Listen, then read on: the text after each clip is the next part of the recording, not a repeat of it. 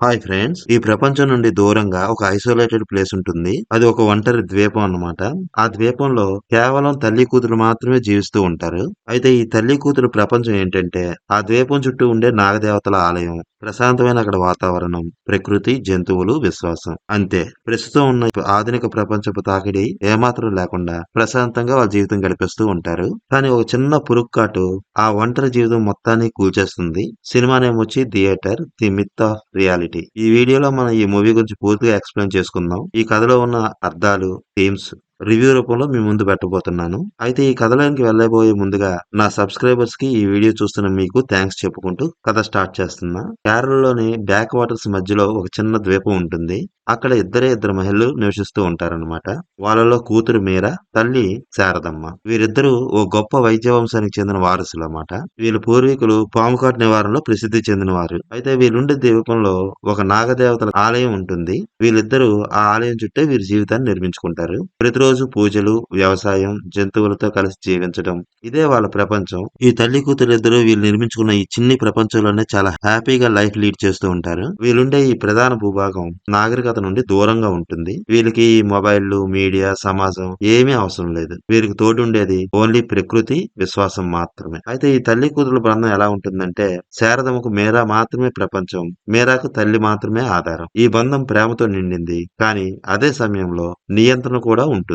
ఇక మీరా పెళ్లి చేసుకోలేదు, దీపం నుండి బయటికి వెళ్ళలేదు. తల్లితోనే జీవితం. ఈ జీవితాన్ని మీరాయే ఎంచుకుంది అనిపించేలా ఉన్నా నిజానికి అక్కడ పరిస్థితుల వల్ల ఆమె అలా ఉంటుంది. ఈ మీరా చాలా మౌనంగా ఉంటుంది. ఆమె ప్రతిరోజు చెట్లు ఎక్కి కొబ్బరికాయలు కొట్టడం, వ్యవసాయం చేసుకోవడం, జంతువులను సంరక్షించుకోవడం, పూజలు చేసుకోవడం, ఇదే ఆవిడ జీవితం. ఆమె శరీరం బలంగా ఉంటుంది. ఆమె మాత్రం చాలా మౌనంగా ఉంటుంది. ఆమె కళ్ళ లోతుల్లో మాత్రం ఏదో తెలియని బాధ మనకు కనిపిస్తూ ఉంటుంది. అయితే ఈ దీపానికి బయట ఉన్న గ్రామస్తులు ఈ ఇద్దరు మహిళల గురించి కథలుగా చెప్పుకుంటుంటారు. ఎందుకు ఒంటరిగా ఉంటున్నారు, ఏం జరిగింది అనేవి వాళ్ళ డౌట్. కానీ ఎవరు నిజంగా వీళ్ళని పట్టించుకోరు. వారిని ఒక విచిత్ర కథలా మాత్రమే చూస్తారు. ఇలా వీళ్ళ జీవితం గడిచిపోతుంటే ఒకరోజు ఒక యూట్యూబర్ మనోజ్ అనేవాడు ఈ మేర చెట్లు ఎక్కుతున్న వీడియోని తీస్తాడు. ఒంటరి దీపంలో ఒక మహిళ చెట్లు ఎక్కడం అని ఓ టైటిల్ పెట్టేస్తాడు. ఆ వీడియో కాస్త బాగా వైరల్ అయిపోతుంది. ఇక్కడి నుండి మీరా జీవితం మారడం ప్రారంభమవుతుంది. అయితే ఒకరోజు ఏమవుతుందంటే మీరా చెట్లు ఎక్కినప్పుడు ఒక తేనెటీగ ఆమెను కుడుతుంది. మొదట అది చిన్న గాయంలాగా అనిపిస్తుంది గాని తర్వాత మీరా చర్మం మొత్తం దద్దుర్లు పుట్టడం, ఆమెకు బాగా దురదనిపించడం, తర్వాత అది తీవ్రమైన ఇన్ఫెక్షన్ గా మారిపోతుంది అన్నమాట. మీరా పరిస్థితి చూసిన ఆమె తల్లి నాటు వైద్యాన్ని ట్రై చేస్తుంది గాని మీరాకు మాత్రం ఏమాత్రం తగ్గదు. చివరికి ఆమె పరిస్థితి చాలా ప్రమాదకరంగా మారిపోతుంది. ఇప్పుడు ఆమెని నయం చేయడానికి సిటీ హాస్పిటల్ కి తీసుకురావాల్సి వస్తుంది. ఇక్కడ నుండి ఈ మూవీలో మొదలవుతుంది అసలైన సంఘర్షణ.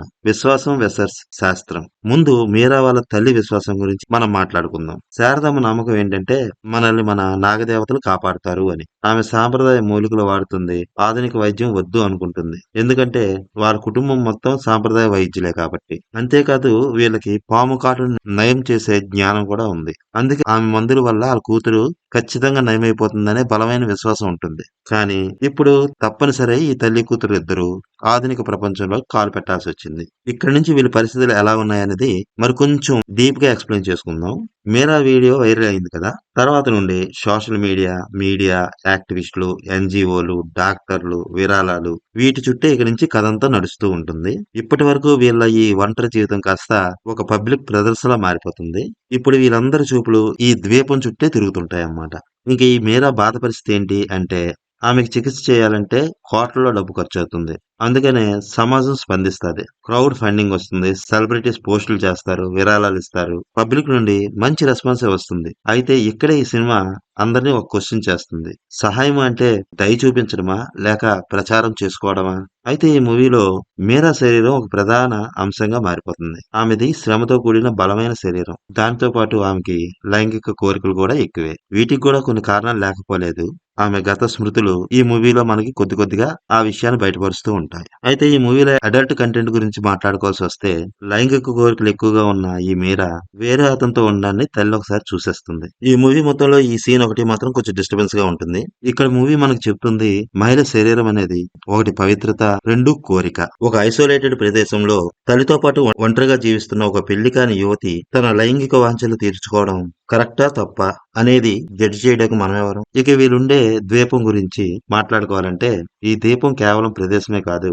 ఇది ఒక ప్రతీక. కేరళ వాతావరణం, అక్కడ ప్రకృతి, అక్కడ సంస్కృతి, వాళ్ళ విశ్వాసాల గురించి ఇక్కడ బాగా చెప్తారు.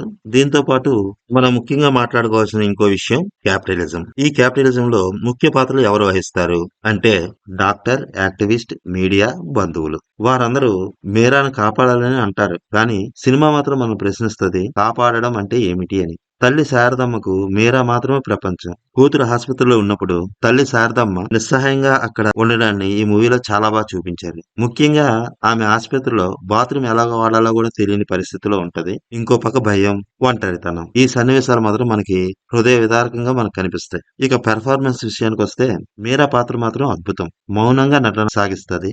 ఓన్లీ బాడీ లాంగ్వేజ్, కళ్ళ భావాలతోనే తన క్యారెక్టర్ ని కంప్లీట్ చేసుకుంటూ వెళ్తుంది. ఇక శారదమ్మ పాత్రకు వస్తే ఈమె క్యారెక్టరే ఈ సినిమాకి ప్రధాన ఆత్మ అని మనం చెప్పుకోవచ్చు. ఇక టెక్నికల్ అంశాలు. మూవీ మొత్తం నేచురల్ బ్రైట్నెస్ తో చూపిస్తారు. చీకటి ఫ్రేమ్లు గాని, ప్రకృతిని చూపించడం గాని చాలా నీట్ గా ఆ ద్వీపాన్ని మొత్తం ఒక జీవంలా చూపించారు. ఇక సౌండ్ ఎఫెక్ట్స్ వచ్చేసరికల్లా నీరు పారే శబ్దాలు గాని, పాములు ఎళ్ళే అలికిడి గాని, గాలి వీచే తీరుని గాని సౌండ్స్ లో చాలా బాగా చూపిస్తారు. ఇక ఈ మూవీలో మనకి తాత్విక అర్థం కూడా చెప్పాలని ప్రయత్నం చేస్తారు. దానిలో భాగంగా ఈ సినిమా ఆడియన్స్ కి కొన్ని ప్రశ్నలు వేస్తుంది. ఇది ఇద్దరు మహిళలు కదా, లేక సమాజం మహిళలను చూసే విధానం అనేది ఒకటైతే, ఈ మూవీ విశ్వాసం మీద విమర్శ లేక విశ్వాసాన్ని రక్షించడమా అనేది ఒక డౌట్. ఇంకో పక్క క్యాపిటలిజం విమర్శిస్తుందా, లేకపోతే ఈ క్యాపిటలిజం అనేది ప్రదర్శనలో ఒక భాగమా అనే డౌట్ కూడా మనకే వదిలేసాడు. అయితే ఈ మూవీలో బలం ఏంటంటే థీమ్ చాలా డీప్ గా ఉంటుంది. ఇక క్యారెక్టర్స్ నటన అయితే చాలా సహజంగా ఉంటుంది. ఇక విజువల్స్ చూపించడం, వాతావరణం చాలా బాగుంటుంది.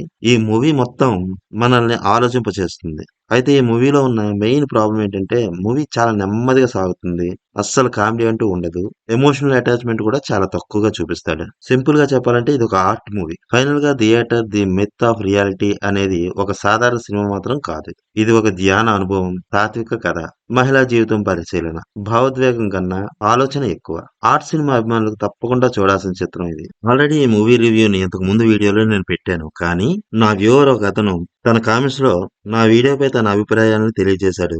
అతని అభిప్రాయానికి రెస్పెక్ట్ ఇస్తూ ఆ వీడియోలో కొన్ని ఎడిటింగ్స్ చేసి మళ్ళీ ఈ వీడియోను అప్లోడ్ చేస్తున్నాను.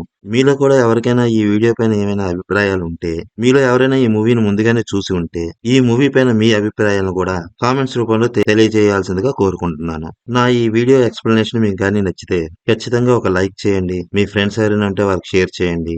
ఇంకా ఇలాంటి మూవీ ఎక్స్ప్లెనేషన్స్ మీకు కావాలనుకుంటే నా ఈ ఛానల్ ని సబ్స్క్రైబ్ చేసుకోండి. Thank you friends.